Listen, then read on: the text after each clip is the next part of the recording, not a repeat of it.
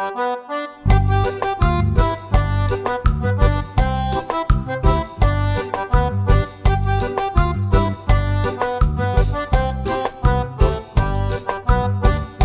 ก่อนนะครับว่าคร่าวๆจะเป็นประมาณไหนนะคร่าวๆนะครับจะแบบมาประมาณนี้แล้วกันเปิดไว้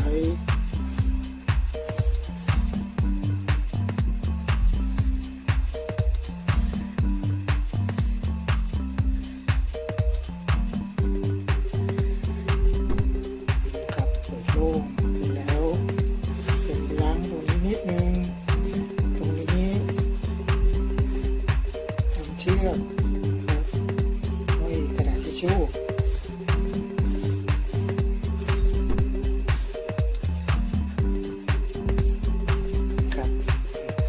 ก็ไว้ตั้งอุปกรณ์เล็กๆพวกขวดแชมพูอะไรเงี้ย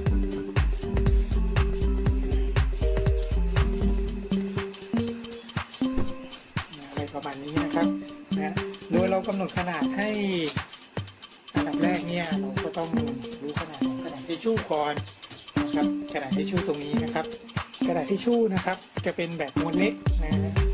ว่าไม่ได้ทำไว้ในครัวนะอันนี้ทำไว้ในห้องน้ำนะครับก็อยู่ที่ขนาดประมาณ10 เซน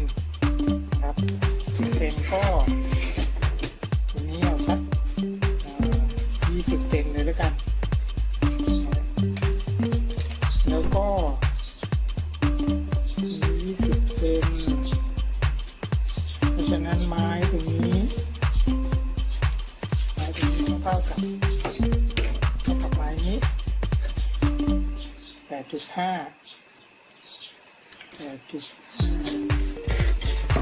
ครับก็เท่ากับว่าจะต้องตัด20 เซนเนี่ย2 อัน20 cm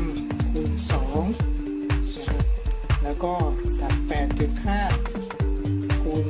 2นะครับก็จะได้เป็น2 ฝั่งเราไปเริ่มกันเลยนะครับก็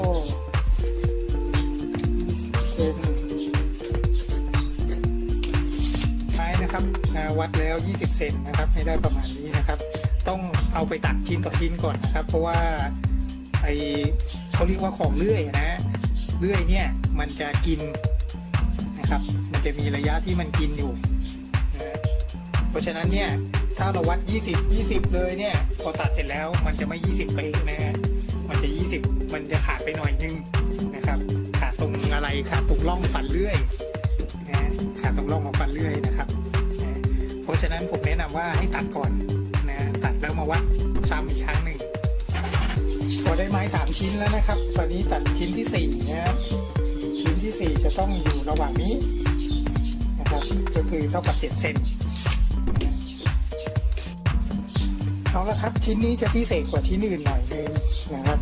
ชิ้นพิเศษก็คือว่ามันจะต้องเท่ากับตรงนี้พอดีนะวางนี้นะครับจะต้องเท่ากับอย่างนี้นะซึ่งก็คณีได้ว่ามันประมาณ17 เซนพอได้อย่างนี้แล้วปั๊บอย่างนี้เลยครับขับขึ้นมาคราวนี้เรามาติดกาวที่ใช้ก็คือกาวร้อนธรรมดานี่นะครับกาวร้อนอย่างนี้เลยนะครับ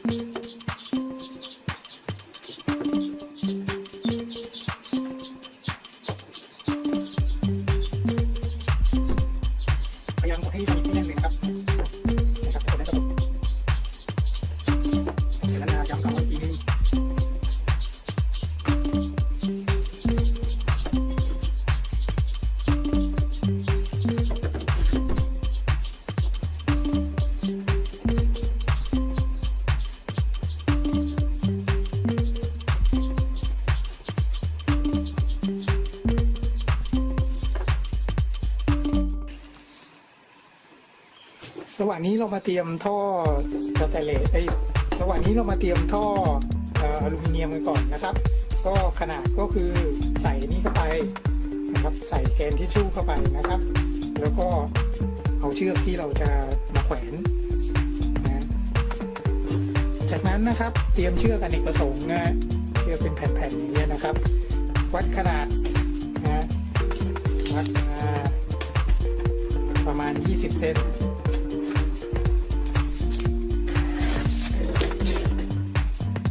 เซนนะครับแล้วตัด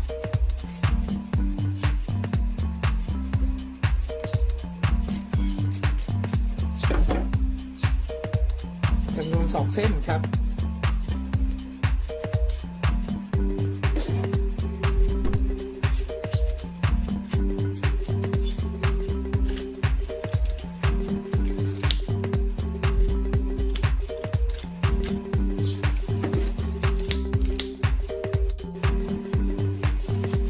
จากนั้นนะครับเตรียมเชือกที่เราเตรียมจากนั้นนะครับเอาเชือกที่เราเตรียมไว้แล้วนะครับ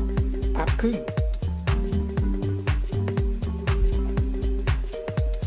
ครับเสร็จแล้วพับอีกทีหนึ่ง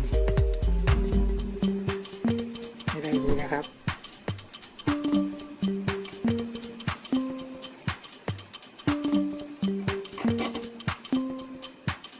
แล้วก็เย็บมันเลยครับ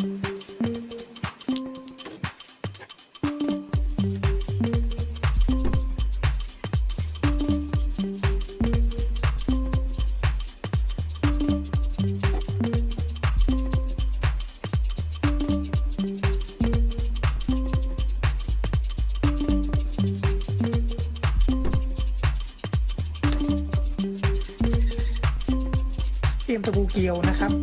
ตะปูเกลียวต้องเป็นหัวร่มอย่างนี้นะครับมาเจาะใส่เชือกตัวนี้นะครับวัดมาฝั่งละ3 เซน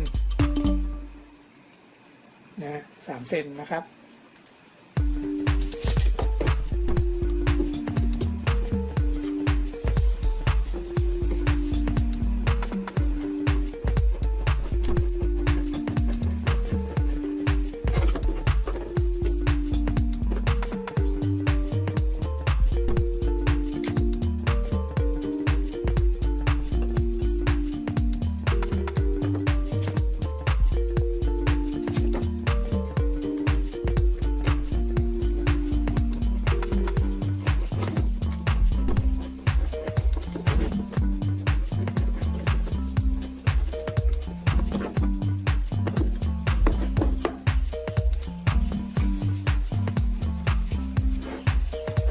แล้วตัดเชือกตัวนี้เอาไว้ปิดตรงนี้หน่อยหนึ่งนะครับเวลาวางของจะได้ไม่หล่นเอาก็ได้นะครับวัดมาสัก2 เซนแล้วกัน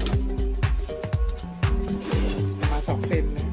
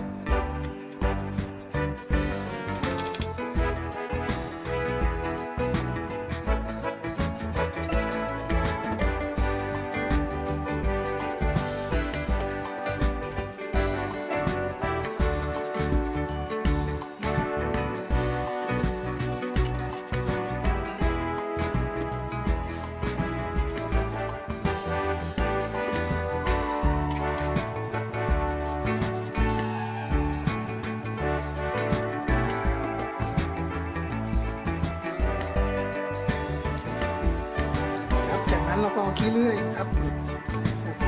แต่ดูนะครับไม่ใช้การร้อน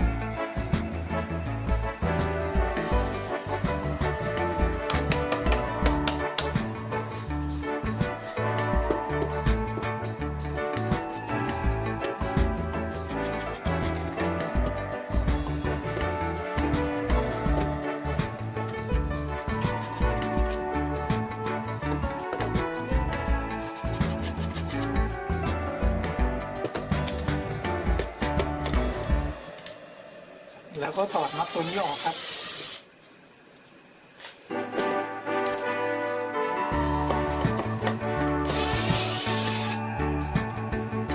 เราใช้ตัวนี้แล้วนะครับ เราก็มาถอดน็อต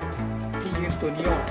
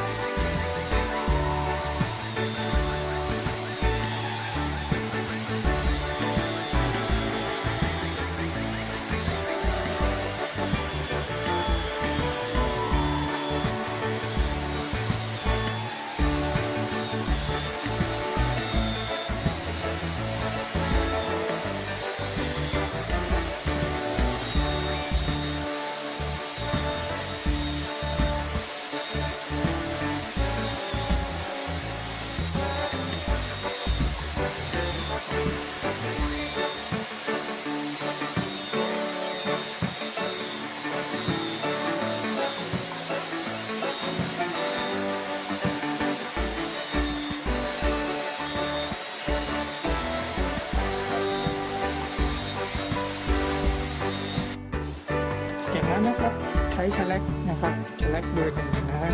เครื่องนะครับ